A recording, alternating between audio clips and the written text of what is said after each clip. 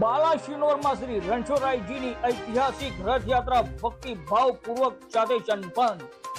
પટેલ વાડામાં આવેલ રણછોડજી મંદિર, સલિયાવાડી દરવાજે આવેલ શ્રી સ્વામિનારાયણ મંદિર અને 5 હાટડીએ આવેલ રામજી મંદિરની ભવ્ય શોભાયાત્રા નીકળી હતી.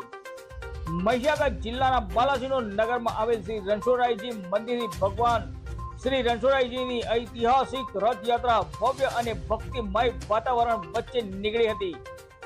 સવારે અંદાજે 10 વાગે મંદિર પરિસરથી પ્રસ્થાન કરેલી રથયાત્રાએ શહેરના વિવિધ મુખ્ય માર્ગો પર ભક્તિમય પ્રવાસ કર્યો હતો. રથયાત્રા દરમિયાન જય રણછોડ, માખણચોર અને જય શ્રી રામના ગગનભેદી જય ઘોષથી સમગ્ર નગર ભક્તિમય બની ગયું હતું. ભજન, કીર્તન, ઢોલ, નગારા અને વાદ્યંત્રોના મધુર નાદ વચ્ચે મોટી સંખ્યામાં ભાવિકોએ ભગવાનના દર્શન કરી આશીર્વાદ મેળવ્યા હતા.